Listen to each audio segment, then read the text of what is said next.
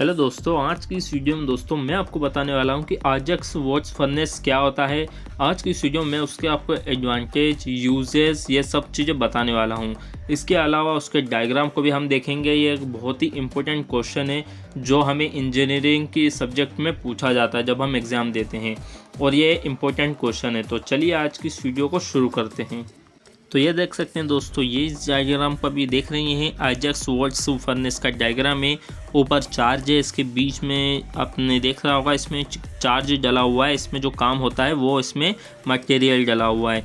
इसमें primary winding दिख रही होगी, वी चैनल दिख रहा होगा, रिफैक्ट्री लाइनिंग दिख रही होगी, और इसमें आपको ट्रांसफॉर्मर का कोर भी दिख रहा होगा। इस डायग्राम को भी आप यूज़ कर सकते हैं अपने एग्जाम्स में। और इसके अलावा ये जो आपको यहाँ पर दिख रहे हैं चार्ज, ट्रांसफॉर्मर, प्राइमरी वाइंडिंग, इनके बारे में भी आप थोड़ा थोड़ा लिखेंगे तो आपको बहुत अच्छे नंबर मिल जाएंगे। तो चलिए अब हम आगे की बात करते हैं। अब दोस्तों हम आजक्स फर्नेस का वर्किंग प्रिंसिपल देखेंगे। तो यहाँ देख सकते हैं इसमें सेम एज लिखा हुआ है। जो ट्रांसफॉर्मर का वर्किंग प्रिंसिपल होता है वही जो है आजक्स का भी वर्किंग प्रिंसिपल है, दोनों का सेम है। और यहाँ पर एक चीज़ लिखी हुई है, secondary winding is replaced by the close loop of molten metal, यानी कि सेकेंडरी वाइंडिंग को मोल्टन मेटल के क्लोज्ड लूप में जो है उससे रिप्लेस्ड कर दिया जाता है। इसके अलावा यहाँ पर नीचे देख सकते हैं, यहाँ पर लिखा हुआ है इसके कोर को लेमिनेट किया जाता है जिससे जो लॉसेज होते हैं वो कम हो। और इसके अलावा इसमें मैग्नेटिक फील्ड भी बनती है जैसे ट्रांसफॉर्मर में बनती है। तो चलिए अब हम आगे की बात करते हैं। अब दोस्तों हम आजक्स वॉच फर्नेस का यूज़ देखने वाले हैं कि इस फर्नेस को किस काम के लिए यूज़ किया जाता है। तो देख सकते हैं आजक्स वॉच को वर्टिकल कोर फर्नेस भी कहा जाता है। इसके अलावा इसको यूज़ किया जाता है मेल्टिंग और रिफाइनिंग के लिए। किस चीज़ के लिए? रिफाइनिंग और मेल्टिंग के लिए। और जो मटेरियल जो इसमें यूज़ किए जाते हैं मेल्टिंग और रिफाइनिंग के लिए, उन्हें नॉन फेरोस मटेरियल्स कहा जाता है। और अब वो कौन से मटेरियल हैं तो सामने ही देख सकते हैं, ब्रास, कॉपर, जिंक, वोल्ट, ये वो मटेरियल हैं जिन्हें नॉन फेरस मटेरियल कहा जाता है। और इन्हीं को इस फर्नेस में मेल्टिंग और रिफाइनिंग भी किया जाता है। तो चलिए अब हम आगे की बात करते हैं। कई बार दोस्तों इसी क्वेश्चन को कई बार अलग तरीके से पूछा जाता है। जैसे कि सामने देख सकते हैं कि आजक्स वॉच फर्नेस को इंडक्शन हीटिंग फर्नेस भी कहा जाता है, और इसके अलावा इसे vertical core type induction furnace भी कहा जाता है। इसके डायग्राम को देख के इसका नाम ये रखा गया है।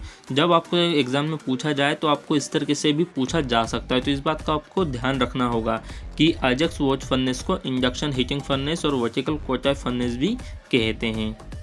अब दोस्तों हम देखेंगे इसके एडवांटेजेस। तो सामने देख सकते हैं कुछ पॉइंट्स लिखे हैं, जिसमें से पहला पॉइंट है कंट्रोल इज़ सिंपल, यानी कि इस फर्नेस को कंट्रोल करना काफ़ी ज़्यादा सिंपल होता है। नीचे दूसरी लाइन में लिखा है no dust, noise and smoke. इस फर्नेस में हमें डस्ट, नॉइज़ और स्मोक जैसी चीज़ों का सामना नहीं करना पड़ता। हालांकि ये इसकी आइडियल वर्किंग कंडीशन है, यानी कि इसमें ऐसा होता नहीं है, लेकिन ये आइडियल कंडीशन में ये चीज़ें फॉलो होती है।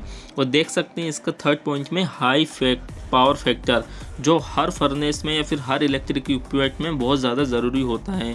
तो इसका जो है हाई फैक्टर होता है 0.8 to 0.85 से, जो बहुत अच्छा है। और आप अगले पॉइंट में लिखा है अब्सेंस ऑफ द क्रूसिबल। इस क्रूसिबल का मतलब होता है दोस्तों मूसा या फिर कड़िया। इसमें जो है किसी भी मटेरियल को पिघलाया जा सकता है या फिर उसको मेल्टिंग किया जाता है, जैसा मैंने आपको अभी बताया था, इसलिए एब्सेंस ऑफ क्रूसिबल यहाँ लिखा हुआ है।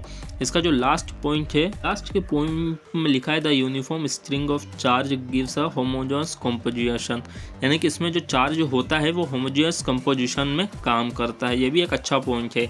तो ये इसके एडवांटेजेस हो गए। इसके बारे में दोस्तों यदि आपको कुछ और पूछना है या कुछ डाउट रह गया हो तो आप मुझे कमेंट कर देना। मैंने कोशिश की है कि मैं इस फर्नेस को जितना हो सकता है उतना अच्छे से आपको समझा पाया हूँ।